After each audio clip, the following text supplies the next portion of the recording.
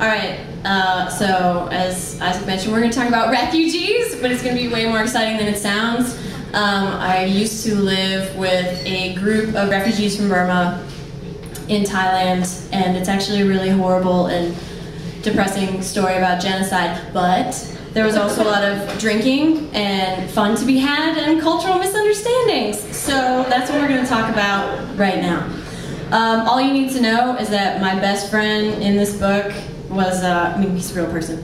His name is Tada, which sound, like Tada, but no actual relation to that. It's just a coincidence. And also, this genocide is against a group of people called the Karen. So there's Burmese people and there's Karen people. And so that's all you need to know. All right. When I came home, the night after Tada had told me his story about his refugee camp being burned down for his 16th birthday, not only was he not in the garage, but a dozen people I'd never seen before were, including another white person. I went into the house and found Tada in the computer room, where I walked up behind him and ran my hand down the back of his head. "What's going on?" I asked him. "Human rights documenters," he said. "They've come back from inside Burma. Also, we have a new volunteer. She's from Israel, I think." I'm sparing you my Asian accent right now. Moments later, I ran into said Israeli as I walked through the living room. "Hi, I'm Abby," she said, in perfect East Coast American English. "It's nice to meet you," I said, shaking her hand. "Where are you from?" "New York."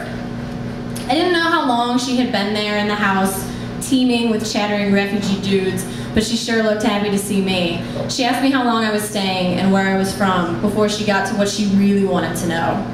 "Do all these people really share one bathroom?" "Yeah," I said. "Really? Do you really just shower by filling the bowl up in that big water trough and throwing it on yourself?" I, of course, replied with another nonchalant, "Yeah," as if I'd been filling up bowls of freezing water full of dead mosquitoes and throwing them at my naked body my whole life. When she asked me if I drank the same water the guys did, I responded similarly. And truly, I had been drinking from the 2 giant plastic tubs beneath the simple clay filters into which the tap water was poured, as of exactly 8 hours ago. The office leader had offered me the filtered tap water on my first night, saying that maybe nothing would happen to me if I drank it. But as that was an enormous maybe in Thailand, I had somewhat huffily refused. I had been drinking and brushing my teeth with bottled water until that very morning, when I'd finally decided to take the chance. But though I'd been doing it only half a day, I told Abby that it was fine, expertly filling my new role as the person who had been there longer and was, therefore, cooler. "Well, you seem like you have it under control," she said, finding my display of assimilation utterly assuring. "Oh yeah, you'll be fine," I said. "What do you do?"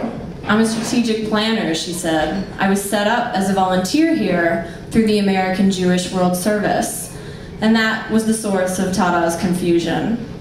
"Oh my God, Tada," I muttered as I turned away from her to walk back into the computer room. When I got to the desk he was sitting at, I bent down low into his face. "That volunteer's not Israeli," I yelled. "Really?" he asked. "Yes," I hissed. "She's an American. Do you think she was Israeli because she's Jewish?"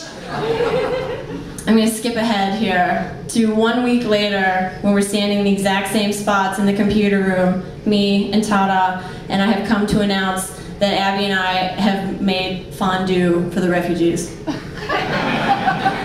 "We made lunch," I said to Tada, retrieving him from the computer room after Abby and I melted cheap chocolate in a wok over a gas range and set out bowls brimming with sliced fruit. "Who?" he asked. "You and the Jew?" "Tada!" I shook my head curtly and lowered my voice. "I already told you that you can't call a person the Jew." "Why not?" he asked. "We have talked about this," I said. We had talked about this. "She is not a Jew?" he asked. "She is a Jew, but you can't call her that." "Why not?"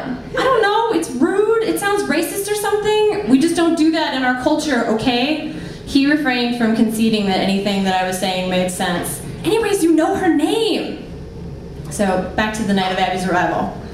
Though a lot of remote hill tribe people have probably never heard of Judaism and would fail to associate the word Jewish with Israel or with anything, some Karen have learned it in their indoctrinations into Christendom. In 1812, Massachusetts Baptist Adirondack Judson set sail on the very first ship of American missionaries to go overseas.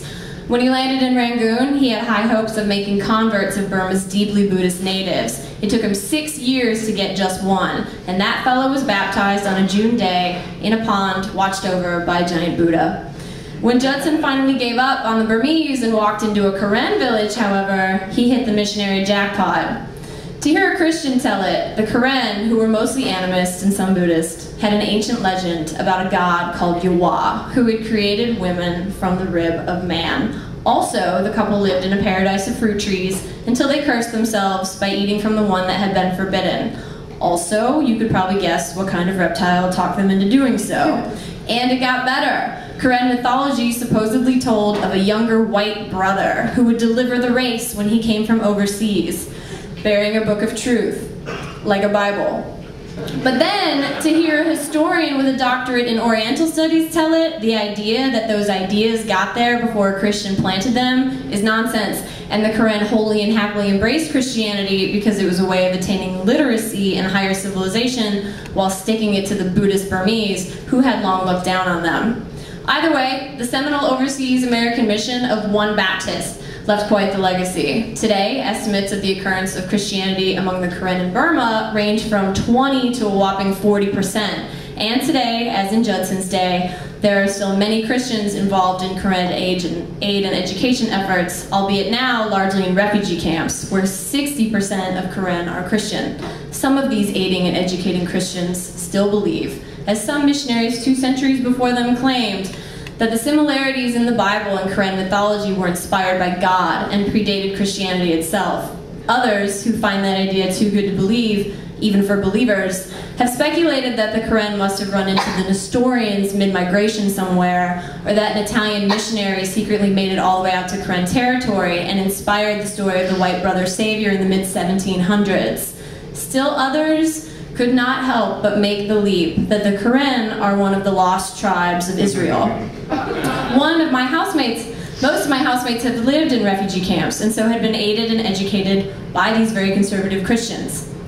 It was why my unmarried refugee friends were avid virgins, and why they had heard of birth control only in their last year of high school when one visiting Irish instructor got drunk and spilled the beans.